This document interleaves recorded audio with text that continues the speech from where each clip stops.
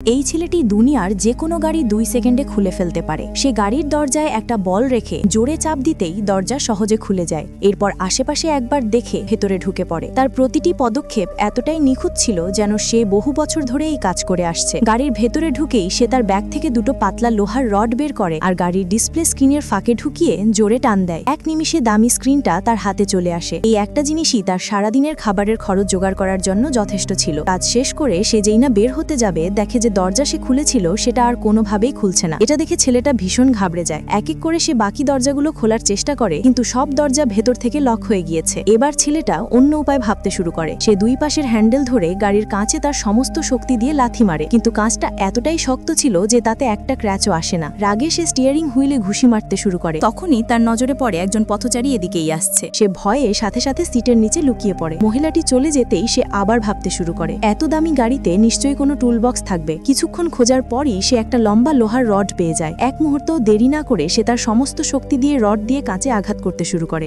কিন্তু তার সব চেষ্টা ব্যর্থ হয়। কাঁচে একটা আঁচড়ও আসে না। সে বিশ্বাসই করতে পারছিল না এত বছরের অভিজ্ঞতার পর আজ সে একটা গাড়ির ভেতরে আটকে পড়েছে। রাগে সে দরজার হ্যান্ডেলটাই ভেঙে ফেলে এবং প্লাস্টিকের কভার সরিয়ে ভেতর থেকে দরজা খোলার চেষ্টা করে, কিন্তু ভেতরে জায়গাটা এতটাই ছোট আর অন্ধকার ছিল যে সে কিছুই দেখতে পাচ্ছিল না। সে আন্দাজে হাতটা ভেতরে ঢোকায় আর তখনই কিছু একটা তার কবজি চেপে ধরে। যন্ত্রণায় চিৎকার করে সে সঙ্গে সঙ্গে হাতটা বের করে আনে। কপাল ভালো, আঘাতটা খুব গুরুতর ছিল না। কিছুক্ষণ বিশ্রাম নিয়ে সে আবার দরজার বডিতে রড দিয়ে আঘাত করতে লাগে, এই আশায় যে হয়তো সে এটাকে ভাঙতে পারবে। অবশেষে সে পেছনের সিটগুলো নামিয়ে গাড়ির নিচের অংশ ছিঁড়ে বাইরে যাওয়ার পথ খুঁজতে চেষ্টা করে, কিন্তু যেই কাভার সরালো তার হুঁশ উড়ে যায়। নিচের অংশটাও স্টিলের মোটা পাথ দিয়ে তৈরি ছিল। সে বুঝতে পারে গাড়িতে সে খুব বাজেভাবে ফেসে গেছে। এরপর বাইরে বেরোনোর জন্য সে তার শেষ চেষ্টা করার সিদ্ধান্ত নেয়। সে ব্যাগ থেকে একটা পিস্টল বের করে সামনের কাছে নিশানা করে আর সিটের পেছনে লুকিয়ে ট্রিগারে চাপ দেয়, কিন্তু গুলিটা কাঁচে লেগে উল্টো তার নিজের পায়ে এসে লাগে। পা থেকে রক্ত ঝরতে দেখে সে দ্রুত শার্ট খুলে ক্ষতস্থানে শক্ত করে বাঁধে। তখনই তার মনে হয় বাইরে থেকে কেউ আসছে। এবার সে না লুকিয়ে সাহস করে কাচের দিকে এগিয়ে যায়, কিন্তু বাইরে দাঁড়ানো মহিলাটি লিপস্টিক লাগাতে এতটাই ব্যস্ত ছিল যে তার দিকে নজরই দেয় না।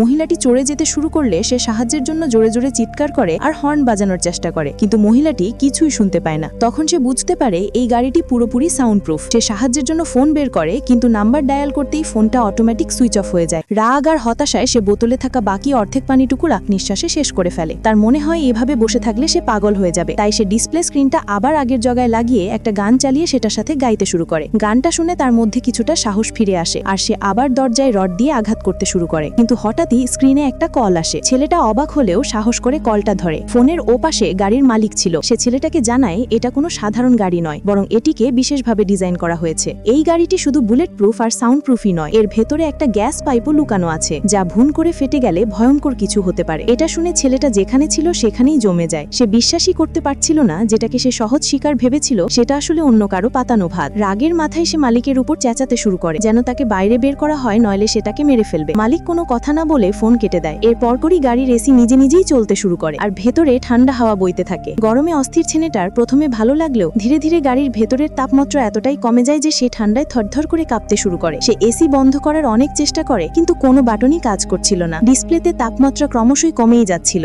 দেখতে দেখতে সে ঠান্ডায় জমে যায়। সে ক্ষতস্থানে বাঁধা শার্টটা খুলে আবার পরে নেয় এবং প্যান্টের একটা অংশ ছিঁড়ে ক্ষতস্থানে বেঁধে দেয়। এরপর কাগজের টুকরো দিয়ে এসির মুখও বন্ধ করার চেষ্টা করে, কিন্তু কোনো লাভ হয় না। সে ঠান্ডায় কুকড়ে এক কোনায় পড়ে থাকে। যখন তার সহ্যের সীমা প্রায় শেষ হয়ে আসে, ঠিক তখনই এসি বন্ধ হয়ে যায় আর স্ক্রিনে আবার মালিকের ফোন আসে। কাঁপতে কাঁপতে সে ফোনটা ধরে। এত কষ্ট সহ্য করার পর তার মধ্যে আর কোনো রাগ ছিল না। সে শুধু মালিকের কাছে তাকে ছেড়ে দেওয়ার ভিক্ষা চায়, কিন্তু মালিক তাকে উল্টো জ্ঞান দিতে শুরু করে, যা শুনতে ছেলেটার একদম ভালো লাগছিল না। ফোন কাটার পর সে সময় কাটানোর জন্য ব্যায়াম করতে শুরু করে। তখনই হঠাৎ একটা পুলিশের গাড়ি সেখানে আসে। ছেলেটার মনে আশার আলো জ্বলে ওঠে। সে জোরে জোরে কাঁচে ধাক্কা দিতে থাকে যাতে পুলিশের নজর এদিকে আসে, কিন্তু বাইরে থেকে গাড়ির ভেতরে কোনো নড়াচড়া বোঝা যাচ্ছিল না আর পুলিশ কিছু না দেখেই সেখান থেকে চলে যায়। হতাশ হয়ে সে আবার লোহার রড দিয়ে দরজায় আঘাত করতে শুরু করে। হয়তো এটাই তার শেষ সুযোগ ছিল, কিন্তু কিছুক্ষণ পরই তার প্রচন্ড কাশি শুরু হয়। ইতিমধ্যে তার পায়ের ক্ষতস্থানে ইনফেকশন হয়ে গেছে। সে সাহায্যের জন্য মালিককে ফোন করে, কিন্তু মালিক কোনো কথা না বলে এবার হিটার অন করে দেয়। গরম এতটাই বেড়ে যায় যে সে ঘামে ভিজে বেহুশ হয়ে পড়ে। যখন তার চোখ খোলে সে আগের চাইতে কিছুটা ভালো অনুভব করছিল।